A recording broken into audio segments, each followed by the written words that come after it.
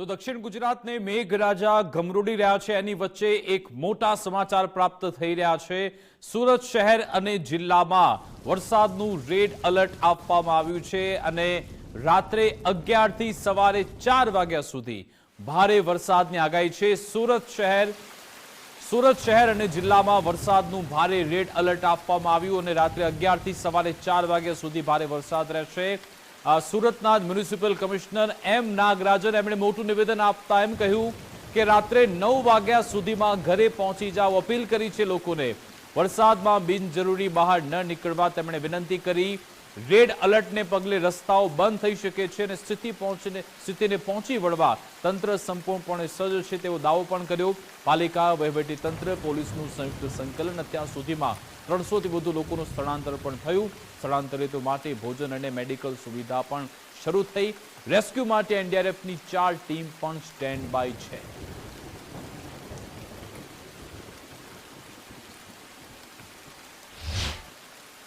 સુરત શહેર જિલ્લામાં red alert જાહેર કરવામાં આવ્યું છે અને વરસાદી પરિસ્થિતિને પહોંચી વળવા માટે સુરત જિલ્લા વહીવટીતંત્ર અને પાલિકા તંત્ર સંપૂર્ણ રીતે સજ્જ છે। ત્યારે કઈ રીતની તૈયારી છે, પાલિકા કમિશનર એમ નાગરાજન આપણી જોડે મોજૂદ છે, સીધી વાત કરીશું તેમના જોડે।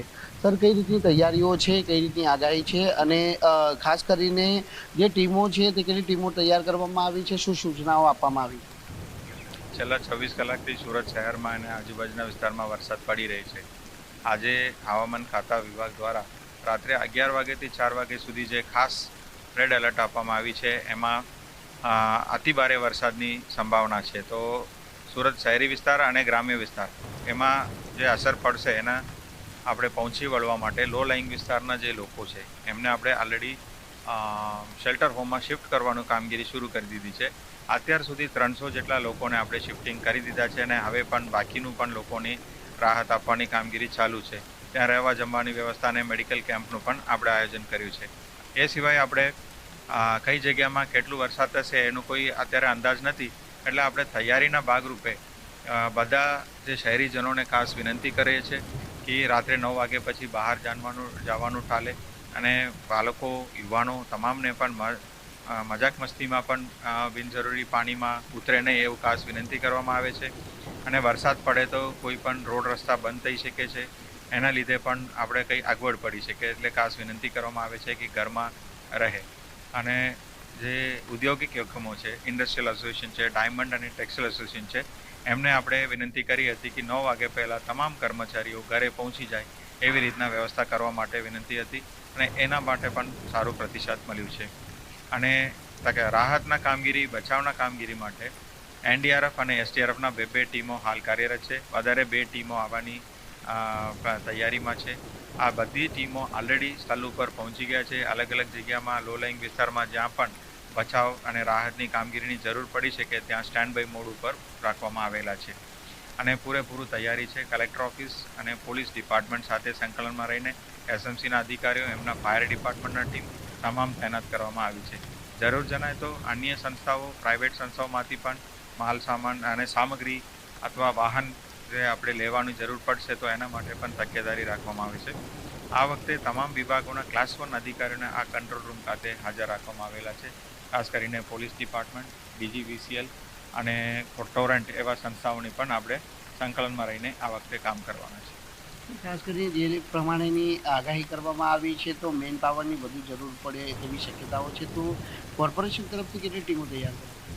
તાજેતરના અનુભવ પ્રમાણે આપણે હંગામી ધોરણે જે સાફ સફાઈના કર્મચારીઓ છે એમને જે કામગીરી લેવા માટે છે એ રાબેતા મુજબ ચાલુ જ રાખ્યું છે।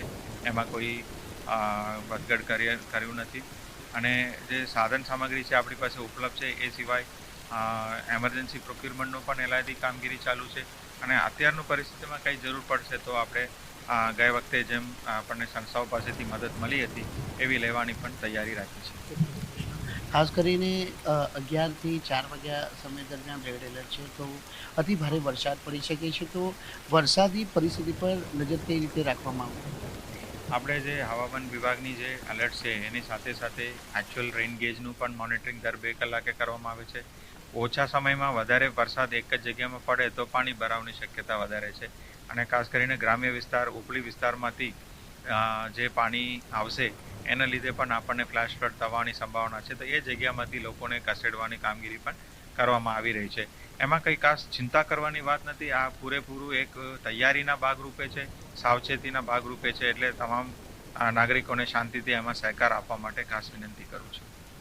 ખુલ્લા હતા પાલિકા કમિશનર એમ નાગરાજન, જેમણે કહ્યું છે કે 11થી સવારના 4 વાગ્યા દરમિયાન જે રેડ એલર્ટ જાહેર કરવામાં આવ્યું છે અને ભારેથી અતિ ભારે વરસાદ પડી શકે છે અને આ વરસાદી પરિસ્થિતિને પહોંચી વળવા માટે જિલ્લા વહીવટીતંત્ર અને પાલિકા તંત્ર સંપૂર્ણ રીતે સજ્જ છે. તમામ જે તૈયારીઓ છે તે હાલ પૂર્ણ કરી લેવામાં આવી છે અને શહેરીજનોને સાથ સહકાર આપવા માટેની અપીલ કરવામાં આવી છે, જેથી 9 વાગ્યા સુધીમાં તેઓ પોતાના ઘરે પહોંચી જાય. કારણ કે જો ભારેથી અતિ ભારે વરસાદ પડે તો રોડ રસ્તા બંધ થવાની શક્યતા રહેલી છે.